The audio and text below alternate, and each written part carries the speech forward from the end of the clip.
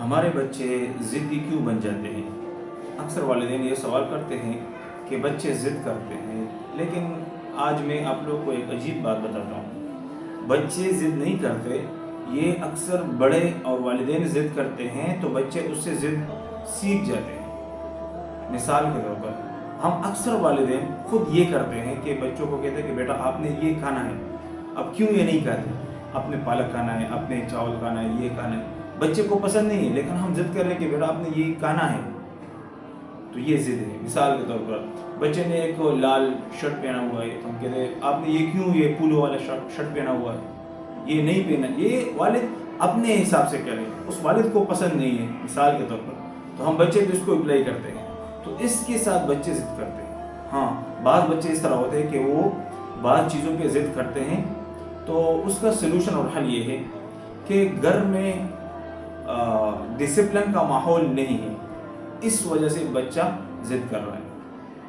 مثال کے طور پر بچہ کوئی چیز مانگ رہا ہے کہ مجھے وہ چیز دلا دے، تو والد کہتا ہے کہ اس کو نہیں دینا، والدہ بھی کہتے ہیں، دونوں کنفرم کرتے ہیں کہ یہ چیز اس کے لیے نقصان دہ ہے، تو وہ فیصلہ کرتے ہیں کہ اس کو نہیں دینا۔ جب کچھ گھنٹے ہو جائے تو پھر والدہ کہتے ہیں بھائی اس کو دلا دے۔ ہم کس کے لیے کما رہے ہیں؟ ان بچوں کے لیے کما رہے ہیں، اب ان کو دے دیں۔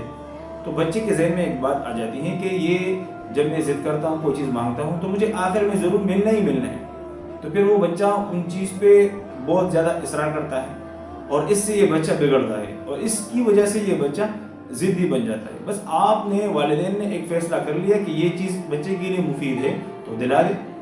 اگر آپ نے یہ سمجھا کہ اس کے لیے نقصان دہ ہے تو پھر اس کو نہ دلا دیں۔ بچے کے ذہن میں ایک بات آ گئی کہ میرے والدین نے ایک فیصلہ کر لیا تو کر لیا، تو اسی وجہ سے یہ بچے ضدی بن جاتے ہیں۔ ہاں، ایک اور بات ہے، بچہ کوئی چیز مانگ رہا ہے تو ہم فوراً اس کو یہ کہتے ہیں کہ آپ کو یہ چیز کیوں چاہیے، کیوں؟ یہ کیوں کا جو لفظ ہے نا، یہ بھی بچوں کو ضدی بنا رہا ہے، بلکہ آپ کیوں کا لفظ اس سے ختم کر دیں، بلکہ بچے کو ایک راستہ دے، اختیار دے کہ بیٹا آپ کو یہ چیز ملے گی، اگر وہ بچے کے لیے مفید ہے لیکن آپ نے یہ کام کرنا ہے، اس طریقے سے راستہ بچے کو بتا دے۔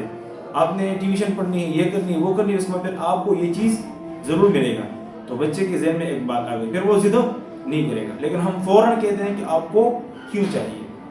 یا گھر میں ایک ماحول ہے ڈسپلن کا، تو آپ یوں سمجھیں ایک بچہ ہے وہ کھانے پہ ضد کر رہا ہے کہ مجھے، مثال کے طور پر 8 بجے شام کو یہ کھانے کا وقت ہے، تمام اسی ٹائم کھانا کھاتے ہیں۔ ایک بچہ کہتا ہے کہ مجھے کھانا نہیں کھانا، تو پھر والد کو نہیں چاہیے کہ وہ ضد کر دے بچے کے، آپ نے کھانا ہی ہے، ضرور کھائیں گے آپ کھانا نہیں، بلکہ بچے کو کہے کہ ٹھیک ہے بیٹا آپ نے نہیں کھانا، آپ کو بھوک نہیں ہے تو کوئی مسئلہ نہیں، لیکن اگر آپ نے ابھی نہیں کھایا تو یہ کھانا آپ کو پھر صبح ملے گا، جو ناشتے کا ٹائم ہے تو وہ کھانا اٹھا کے فریج میں رکھ دے، اس میں تالا لگا دے۔ یہ ایک تربیت ہے، یہ سزا نہیں ہے، یہ سزا بھی ہے، تربیت بھی ہے کہ آپ بچے کی اسی طریقے سے تربیت کریں۔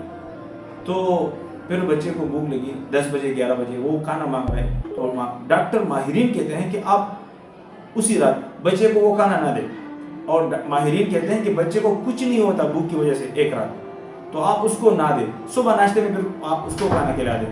تو پھر بچے کے ذہن میں یہ بات آ گئی کہ اگر یہ ٹائم کھانے کا ہے تو پھر مجھے کھانا چاہیے، اگر میں نے نہیں کھایا تو پھر مجھے صبح کھانا ملے گا۔